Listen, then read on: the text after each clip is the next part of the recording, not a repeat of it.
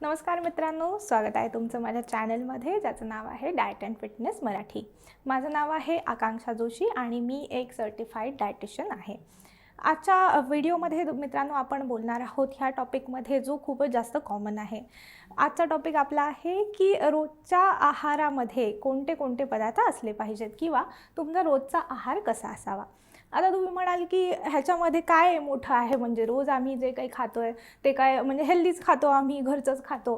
पण बऱ्याच वेळा आपण जर बघितलं तर घरचा आहारसुद्धा खूप जणांचा जो आहे तो बॅलन्स्ड नसतो, म्हणजे संतुलित नसतो।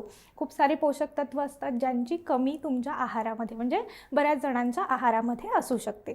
सो म्हणूनच आजच्या आपल्या व्हिडिओमध्ये आपण बघणार आहोत की रोजचा आहार कसा असला पाहिजे, म्हणजे संतुलित आहार थोडक्यात कसा असला पाहिजे। तर चला जास्त वेळ न घालवता आपण आपल्या आजच्या व्हिडिओला सुरुवात करूया। तर रोजचा आहार तुमचा जो आहे तो जसं की मी आत्ता म्हटलं की संतुलित असणं गरजेचं आहे। सर्वात आधी तर आपण आहार का घेतो किंवा आपण जे काही अन्न खातोय, पदार्थ खातोय ते का खातो? कारण त्यातून आपल्या शरीराला जी एनर्जी, जी ऊर्जा पाहिजे, दिवसभराचे तुमचे जे सर्व कार्य आहेत ती करण्यासाठी जी ऊर्जा पाहिजे ती तुम्हाला तुमच्या आहारामधून, तुमच्या खाण्यामधून मिळणार आहे, बरोबर? तर ती ऊर्जा, त्याचबरोबर तुमचे जे पोषक तत्व आहेत फक्त ऊर्जेसाठी नाही पण आपल्या शरीरामध्ये जे काही आतमध्ये ॲक्टिव्हिटीज चालू असतात, जी काही कार्य चालू असतात ती सगळी सुरळीत होण्यासाठी सुद्धा आपल्याला जी पोषक तत्व आहेत म्हणजे विटॅमिन्स आहेत, मिनरल्स आहेत, प्रोटीन्स आहेत आपले, हे सगळे मदत करत असतात। म्हणजे बेसिकली ही सगळे छोटे छोटे जे घटक आहेत ते आतमध्ये काहीतरी आपापलं काम करत असतात। सो ते घटकसुद्धा, त्यातल्या एखाद्या घटकाची तुमच्या शरीरात कमी झाली तर त्याचे जे साईड इफेक्ट्स आहेत ते तुमच्या शरीरामध्ये दिसू शकतात।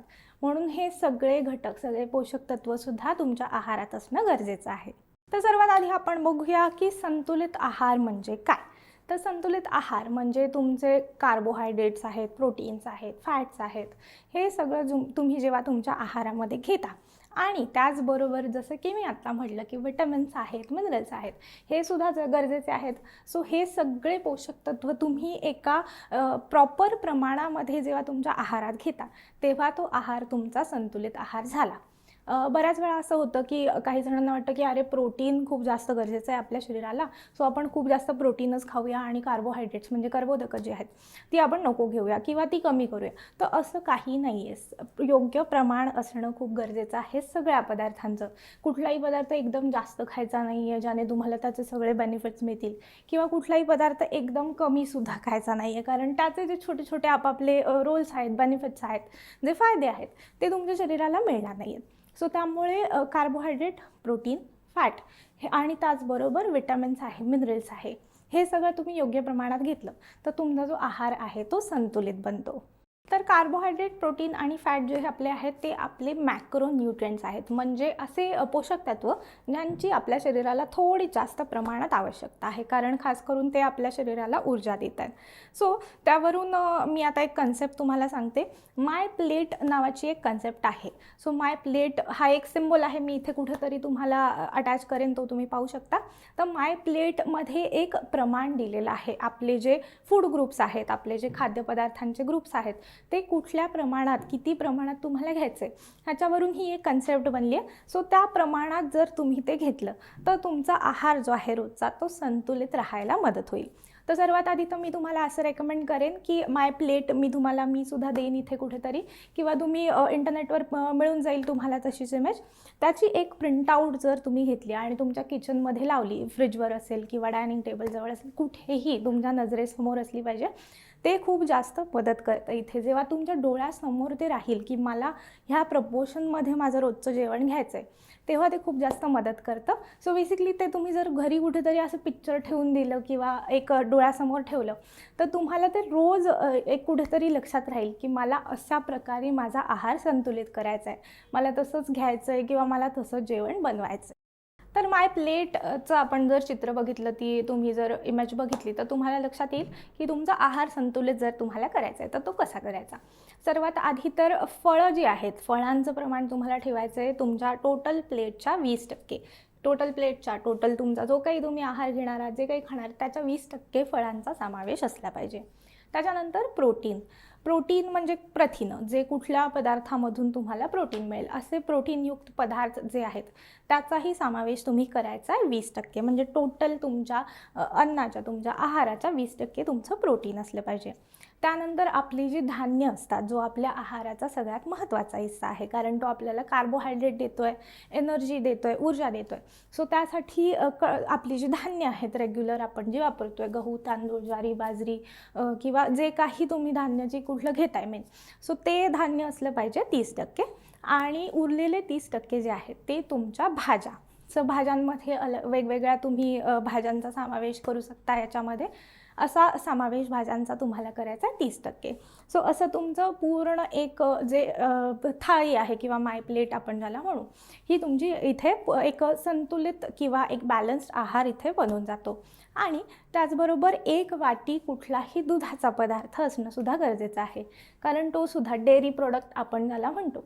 तर डेअरी प्रोडक्ट किंवा डेअरीचा पदार्थ, दूध आहे, पनीर आहे, दही आहे, ताक आहे, जे काही तुम्हाला आवडते ते तुम्ही इथे घेऊ शकता. त्याचंसुद्धा एक पोर्शन किंवा 1 वाटी किंवा 1 ग्लास दूध असं आपण म्हणू शकतो, तो सुद्धा तुम्हाला तुमच्या आहारामध्ये ठेवायचा आहे. तर आता मी तुम्हाला थोडीशी ही माय प्लेट जी आहे ती थोडीशी डिटेलमध्ये एक्सप्लेन करते. तर माय प्लेटमध्ये आपण बघितलं की किंवा आपण अदरवाईजसुद्धा म्हणतो की जे आपले धान्य असतात ती आपल्या आहाराचा सगळ्यात महत्त्वाचा हिस्सा आहे. तर तो का आहे? जसं की मी म्हटलं की कार्बोहायड्रेट्स, कार्बोदकं जी असतात ती आपल्याला ह्या धान्यापासून मिळतात आणि ती आपल्या ऊर्जेचा सगळ्यात महत्त्वाचा स्रोत आहे. म्हणून तुम्हाला 30% एवढा आपलं जे धान्य आहे ह्याचा समावेश करायचा आहे आहारामध्ये, जो आपण तसाही करतो. पण जर तुम्ही खात नसाल किंवा चुकीच्या पद्धतीचं तुम्ही जर खात असाल, म्हणजे खास करून आपण बघितलं तर आजकाल मैद्याचे पदार्थ जे आहेत ते थोडे जास्त वापरले जातात. रोज तर नाही बनवत आपण आपल्या घरामध्ये, पण बाहेर कधी जातो तो तुम्ही बघितलं मैद्याचेच पदार्थ असतात. तर मैदा जो आहे तो रिफाईंड कार्बोहायड्रेट आलं ते की आपल्या शरीराच्या इन्सुलिनवरती पण खूप इफेक्ट करतं. त्याचबरोबर आपल्याला जे पोषक तत्व जरुरी असतात, जे तुम्हाला बाकीच्या धान्यामधून मिळणार आहेत ते तुम्हाला मैद्यामधून मिळत नाहीत, कारण त्याची जेव्हा प्रोसेसिंग होते तेव्हा त्यातले पोषण जे आहे ते बऱ्याचशा प्रमाणात कमी होते. आणि त्याचबरोबर जसं की मी म्हटलं की आपल्या इन्सुलिनवरती हे परिणाम करते, इन्सुलिन सिक्रिशनवरती. त्यामुळे तुमच्या रक्तातलं जे साखरेचं प्रमाण आहे ते सुद्धा खूप वर खाली होऊ शकतं ह्याच्यामुळे. सो जे आपले बाकीचे धान्य आहेत, गहू आहे, तांदूळ आहे, ज्वारी आहे, बाजरी आहे, जवस आहे किंवा बाकी सगळे जे धान्य आपले असतात जे आपण रोजच्या आहारामध्ये वापरतो ते तुम्ही इथे घेऊ शकता. सो ते काय होतं, त्यातून आपल्याला खूप सारे जे विटॅमिन्स आहेत ते सुद्धा मिळतात. त्याचबरोबर जसं की मी म्हटलं की ऊर्जेचा सगळ्यात महत्त्वाचा स्रोत आहे. आणि फायबर जे आहे, जे आपल्या शरीराला आवश्यक आहे, सॉल्युबल फायबर, तंतुमय पदार्थ आपण ज्यांना म्हणतो, त्यातून आपल्याला फायबर मिळतं. सो ते सुद्धा या धान्यांमधून आपल्याला मिळतं. सो आपल्या पचनसंस्थेसाठी हे खूप महत्त्वाचं असतं. आता आपण वळूया दुसरा जो महत्त्वाचा हिस्सा आहे आपल्या माय प्लेटचा त्याच्याकडे, म्हणजे की भाज्या. तर भाज्यांचं प्रमाणसुद्धा तुम्हाला 30% एवढं ठेवायचं आहे. तर भाज्या जेव्हा तुम्ही खाता तेव्हा सगळ्यात महत्त्वाचं म्हणजे धान्यानंतर भाज्यांमधून सुद्धा मोस्टली आपल्याला कार्बोहायड्रेट्सच मिळतात. सो तो एक विषय आहे. पण त्याबरोबर भाज्या जेव्हा तुम्ही वेगवेगळ्या प्रकारच्या खाता तेव्हा त्यातून खूप सारे विटॅमिन्स आहेत, मिनरल्स आहेत, अँटीऑक्सिडंट्स आहेत आणि त्याचबरोबर फायबरसुद्धा आहे. हे सुद्धा तुमच्या शरीराला मिळतं. सो खास करून जेव्हा तुम्ही जेवढ्या होऊ शकेल तेवढ्या जास्त वेगवेगळ्या प्रकारच्या भाज्या तुमच्या आहारात घेता तेव्हा त्याचा सगळ्यात जास्त फायदा तुमच्या शरीराला होतो. कारण जसं की मी म्हणते की एखादा कुठलाही पदार्थ खाल्ल्याने तुम्हाला सगळं पोषण नाही मिळणार आहे. सो जसं की मी काहीतरी एक भाजी खाल्ली त्याने मला ही न्यूट्रिएंट्स मिळतात, ही पोषक तत्व मिळतात. पण मी दुसरी भाजी जर खाल्ली त्यातून मला वेगळे न्यूट्रिएंट्स मिळणार आहेत. म्हणूनच आपल्या भाज्यांमध्ये व्हरायटी ठेवणं गरजेचं आहे. आता बऱ्याच वेळा व्हरायटी असते भाज्यांमध्ये, आपण रोज तीच भाजी नाही खात. पण खूप लोकं अशी आहेत की त्यांना ते ठराविक 2-3 भाज्या खाणंच पसंत असतं आणि मग त्यांच्यामुळे किंवा त्यांच्या घरच्यांमुळे सगळ्यांना तीच भाजी रोज खावी लागते. रोज म्हणजे दर 2 दिवसांनी तीच भाजी बनते, कारण एखाद्या माणसाला ती आवडते किंवा बाकीच्यांना नाही खायला लागली तरी त्यांचं असं असतं की मला हीच भाजी आवडते, मग हीच करूया, हीच खाऊया. तर त्यामुळेच व्हरायटी ठेवणं खूप महत्त्वाचं आहे. तुम्ही स्वतः नोटीस करू शकता की आठवड्यामधून किती प्रकारच्या वेगवेगळ्या भाज्या तुम्ही खाताय. त्यामुळे तुम्हाला अंदाज लागेल की ॲक्च्युअलमध्ये तुमच्या आहारामध्ये, तुमच्या भाज्यांमध्ये किती व्हरायटी दिसते आहे. सो अशा प्रकारे जास्त करून जर तुम्ही हिरव्या भाज्या आहे किंवा फळभाज्या आहे, पालेभाज्या आहे, ह्या सगळ्या खाल्ल्या तर एक छान तुम्हाला सगळं जे पोषण आहे त्यातलं ते मिळतं. आणि ह्यामध्ये बटाटा जो आहे त्याचा समावेश मात्र थोडा एक हलक्या हाताने आपण म्हणूया करायचा आहे. म्हणजे एकदम जास्त की आता तुम्ही म्हणाल की नाही बटाटा पण भाजीच आहे मग बटाटा आम्ही खातो. बटाट्याने सुद्धा बिकॉज त्याच्यामध्ये स्टार्च असतं जास्त प्रमाणामध्ये. असं नाही आहे की बटाटा वाईट आहे खायचा नाही आहे, पण खूप जास्त प्रमाणामध्ये तो नाही खायचा आहे, कारण तो सुद्धा तुमच्या इन्सुलिनचे जे लेवल्स आहेत, पातळी आहे, त्याच्यावर थोडासा परिणाम करतो. त्यामुळे बटाटा थोडा अवॉइड करायचा असं नाही मी म्हणणार, पण थोडा योग्य प्रमाणामध्ये घ्यायचा आहे. आता आपण वळूया प्रोटीनकडे. मायप्लेटनुसार तुम्हाला जसं मी सांगितलं की प्रोटीन जे आहे ते तुमच्या टोटल आहाराच्या 20% असलं पाहिजे. तर प्रोटीन हे आपल्या शरीराचा बिल्डिंग ब्लॉक ज्याला आपण म्हणतो. तुम्हाला मी एक एक्झाम्पल देते इथे. एखादी वॉल, एखादी भिंत तुम्हाला बांधायची, तर त्या वॉलसाठी आपण विटा आणतो छोट्या छोट्या. तर ते शरीराची आपलं जी वॉल आहे ते आपलं प्रोटीन आहे, कारण वॉल्स मिळून मिळून तुमचं घर बनतं आहे. सो बेसिकली आपल्या शरीराचे बरेच सारे जे अवयव आहे ते बनण्यासाठी प्रोटीनची आवश्यकता असते. आणि जे विटांचं जसं की मी म्हटलं ते आहेत आपले अमायनो ॲसिड्स. सो प्रोटीन जे आहे ते अमायनो ॲसिड्सपासून बनतं. वेगवेगळ्या प्रकारचे जे अमायनो ॲसिड्स असतात त्याने तुमचं प्रोटीन बनतं आणि प्रोटीनने तुमचं शरीर बनतं असं म्हणायला हरकत नाही. सो त्यासाठी प्रोटीन आहारात असणं खूप गरजेचं आहे. आजकाल तुम्ही बघितलं तर बऱ्याच जणांचा आहार जो आहे त्याच्यामध्ये प्रोटीनची कमतरता असते. आपल्याला समजतही नाही. आपण म्हणतो की माझा आहार खूपच हेल्दी आहे, मी घरचंच खातो आहे, मी बाहेरचं खात नाही. पण तरीही तुमच्या रोजच्या आहारामध्ये सुद्धा प्रोटीनची कमी असू शकते. त्यामुळे हे थोडंसं तुम्हाला लक्षात ठेवायचं आहे. जसं की मी म्हटलं की माय प्लेटसुद्धा तुम्ही जर कुठे डोळ्याला दिसेल अशी लावली तर थोडंसं तुम्हाला खूप फरक पडतो की तुम्हाला लक्षात येतं की मला हे पण खायचं आहे, मला ते पण खायचं आहे असं. सो त्याच प्रकारे प्रोटीनचे जे सोर्सेस आहेत ते माहिती असणं खूप गरजेचं आहे. बऱ्याच जणांना माहितीही असतील, आजकाल खूप जणांना खूप माहिती असते ऑलरेडी, ते चांगलं आहे. पण ज्यांना माहिती नाही आहे त्यांनी माहिती करून घेणं आवश्यक आहे. मासे असतील किंवा चिकन असेल, अंडी असतील, असे पदार्थ तुम्ही घेऊ शकता. शाकाहारी लोकांना थोडासा प्रॉब्लेम येतो की प्रोटीनचे कमी सोर्सेस अवेलेबल आहेत असं होतं, पण तसं नाही आहे. शाकाहारी लोकांनीसुद्धा डाळ आहे किंवा तुमचे जे कडधान्य आहेत, मूग आहे, मटकी आहे, अशी तुमच्या आहारामध्ये ठेवली किंवा त्याचबरोबर सोयाबीन आहे, पनीर आहे, असे पदार्थ थोडे ठेवले तर खूप जास्त मदत होते तुमचं प्रोटीनचा इंटेक आहे तो वाढवण्यासाठी. तर अशा प्रकारे खास करून शाकाहारी लोकांसाठी सोयाबीन आहे किंवा पनीर आहे हे ऑप्शन खूप चांगले होऊन जातात. खास करून सोयाबीन जे आहे ते खूप दुर्लक्षित केलं जातं, खूप घरांमध्ये वापरलं नाही जात, पण सोयाबीन खूपच छान सोर्स होऊन जातो आपल्यासाठी प्रोटीनचा. कारण सोयाचे वेगवेगळे प्रकार येतात. सोया ग्रॅन्युल्स आहेत, सोया चंक्स आहेत, चुरा येतो, सोयाबीन येतात, ते तुम्ही वापरू शकता. त्याचबरोबर राजमा आहे, छोले आहे किंवा वाल किंवा चवळी आहे, वाटाणा आहे, वेगवेगळे जे कडधान्य आहेत ते सुद्धा तुम्ही वापरू शकता. त्याने सुद्धा खूप छान प्रमाणामध्ये तुम्हाला प्रोटीन मिळून जाईल. आणि त्याचबरोबर सुकामेवा जो आपला असतो, म्हणजे जे ड्रायफ्रूट्स आपले असतात ते सुद्धा खूप चांगले आहेत. काजू आहे, बदाम आहे किंवा अक्रोड आहे. काजूपेक्षा जास्त बदाम, अक्रोड तुम्ही घेऊ शकता. सो ते आहे, पिस्ता आहे किंवा वेगवेगळ्या प्रकारचे तुम्ही सुकामेवा जर घेत असाल तर तो सुद्धा खूप छान प्रोटीनयुक्त असतो. किंवा बदाम आणि अक्रोड खास करून आपण जर म्हटलं तर ओमेगा 3 फॅटी ॲसिड आहे किंवा विटॅमिन ई आहे, असे बाकीचे जे पोषक तत्व असतात ते सुद्धा याने मिळून जातात. सो हे सुद्धा तुम्ही जरूर घेऊ शकता. जे लोक मांसाहार करतात, नॉनव्हेज खातात, त्यांच्यासाठी एक मी फक्त इथे सांगणार आहे की प्रोसेस्ड मीट जे असतं, आजकाल खूप जास्त प्रमाण वाढत चाललं आहे प्रोसेस्ड मीटचं, जे की बाहेर आपल्याला पॅक्ड मिळतं किंवा प्रोसेस मिळतं, त्याचं प्रमाण थोडं कमी ठेवायचं. जेवढं होऊ शकेल तेवढं तुम्ही घरचं आहे किंवा ताजं आहे असं चिकन आहे, मटण आहे किंवा मासे आहेत हे सगळं जरूर खाऊ शकता. पण प्रोसेस मीट जास्त प्रमाणामध्ये तुम्ही नाही खायचे. खास करून आजकाल जे जंक पदार्थ येतात बाहेर, बर्गर आहे किंवा पिझ्झा वगैरे आहे, त्याच्यामध्ये हे खूप जास्त असतं. सो म्हणूनच आपण म्हणतो की त्याचं प्रमाणसुद्धा थोडं कमी ठेवायचं आहे तुम्ही. आता आपण बोलूया फळांबद्दल. तर फळं जे आहेत ती 20% तुम्हाला ठेवायचे तुमच्या आहारामध्ये.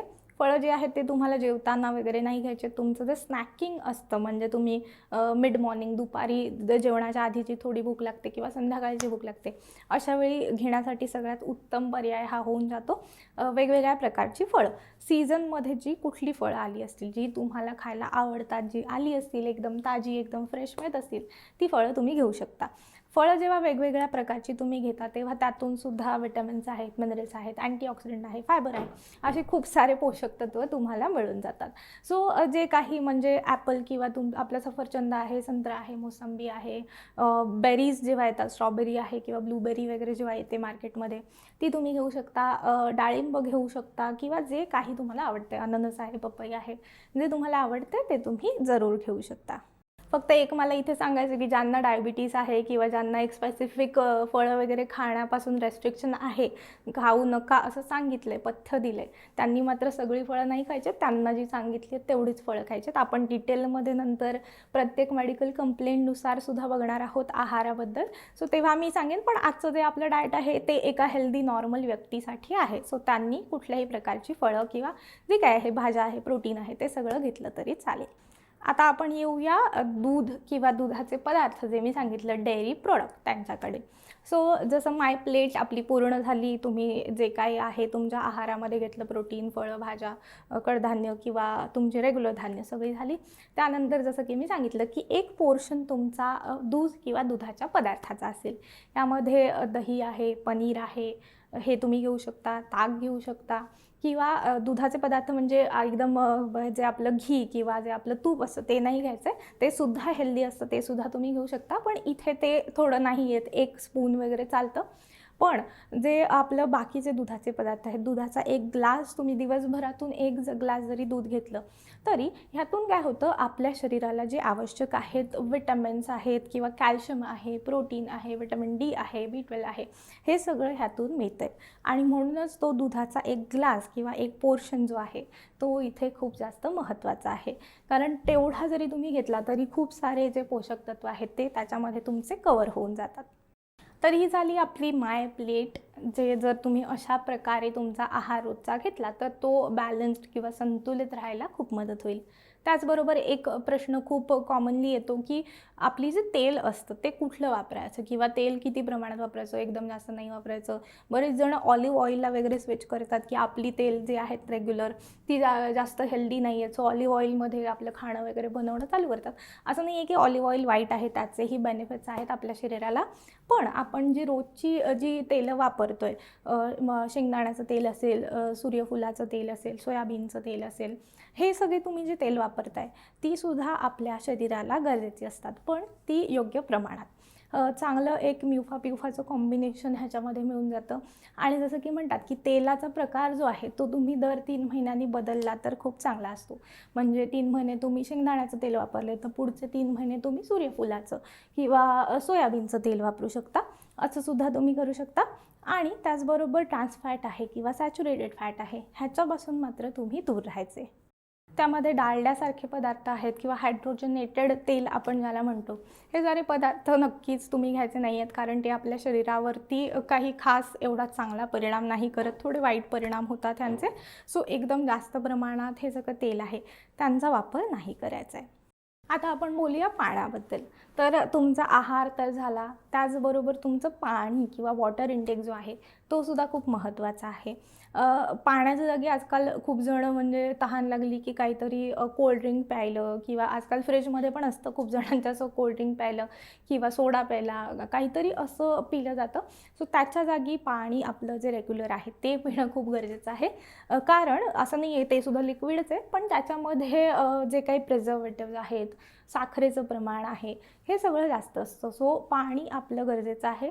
पाणी आपल्या शरीरातलाचं जे मेटाबॉलिझम आहे ते चांगलं ठेवण्यासाठी, हायड्रेशन तुमचं आहे म्हणजे शरीरामध्ये जो पाण्याचा अंश आहे तो नॉर्मल ठेवण्यासाठी आपल्याला मदत करतो आहे. आणि त्याचबरोबर जेव्हा पाणी तुम्ही योग्य प्रमाणात पिता तेव्हा ते तुमच्या पाचनाला सुद्धा मदत करणार आहे. आणि तुमच्या शरीरातले जे टॉक्सिन्स आहेत, जे विषारी पदार्थ आपल्या शरीरातून बाहेर टाकणं गरजेचं आहे, ते बाहेर टाकण्यासाठी सुद्धा मदत करतं. सो त्यामुळेच एका नॉर्मल प्रौढ व्यक्तीला दिवसभरातून मिनिमम म्हणजे कमीत कमी 3 लिटर पाणी पिणं गरजेचं आहे. सो पाण्यामध्ये बाकीचं सुद्धा तुम्ही जे लिक्विड आहे, जसं की दूध तुम्ही पिलं किंवा ताक आहे, ह्याच्यामधून सुद्धा लिक्विड तुमच्या शरीरात जातं आहे. सो ते सुद्धा तिथे मॅच होऊन जातं, पण बाकी सुद्धा पाण्याची गरज जी असते ती सुद्धा पूर्ण होणं महत्त्वाचं आहे. आणि त्याचबरोबर एक्सरसाइज म्हणजे कुठल्याही एक प्रकारची तुम्ही एक्सरसाइज कुठलीही एक ॲक्टिव्हिटी करत असाल तर ती तुम्हाला दिवसभर एनर्जेटिक राहायला मदत करते आणि त्याचबरोबर आपल्या शरीराचे जे फंक्शन्स आहेत त्यांनासुद्धा व्यवस्थित चालायला ते मदत करतं. कारण नुसतं तुम्ही जेवताय किंवा आपलं आहार घेताय आणि काम करताय बसून तर तुम्हाला स्वतःला खूप असं फील होईल की थोडासा हेवीनेस येतो आहे, कुठेतरी जड वाटतं आहे, हे सगळं फील होतं. त्यामुळे दिवसभरातून कमीत कमी 30 ते 45 मिनटं कुठल्याही प्रकारची ॲक्टिव्हिटी तुम्ही केली तर तुम्हाला ओव्हरऑल हेल्दी राहायला हे खूप मदत करेल.